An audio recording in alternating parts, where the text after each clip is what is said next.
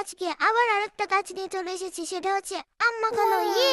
আম পেয়ে গেছি, এবার কাটাকাটি শুরু করে দিয়েছি। ও ও ও মা, এ তো দেখি সেই জোরে জোরে কাটাকাটি হয়ে যাচ্ছে।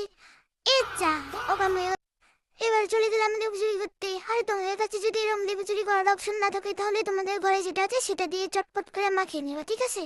আমি নেবু দুই তিনটা যা পারলাম তুলে নিয়ে চলে আসলাম। আমার দিয়ে দিবে লেবুর পাতা। লেবুর পাতা ছিঁড়ে টুকরো টুকরো করে আমি মিশাইল বানিয়ে নিলাম। এইবার মিশালের মধ্যে দিয়ে দিলাম এক কুটো লেবুর রস, মানে ককটেল মকটেল যাই বলো, সবকিছু দিয়ে।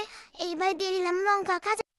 এইবার মিঠাইটাকে আরো শক্তিশালী করার জন্য আমি কাঁচা লঙ্কাগুলো ভালো করে চটকে চটকে মাখিয়ে তার মধ্যে দিয়ে দিলাম নুন, চিনি, গুঁড়ো যা পারো তোমরা দিয়ে দিবা। তারপরে ঝাঁকা ঝাঁকা করে একটু চটকে চটকে মাখিয়ে নিবা, দেখবা মিশাইটা গিলে গেলে পরিমাণ ছাগ হয়।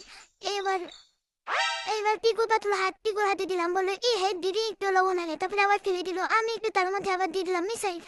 এবার চটপট খাওয়া শুরু করে দিলাম। মা, দেখি পিকু আমার থেকে চুরি চুরি খাচ্ছে, আমি কি থেমে থাকবো? আমি হাওয়া দিয়ে খাওয়া শুরু করে দিলাম। এবার খেতে খেতে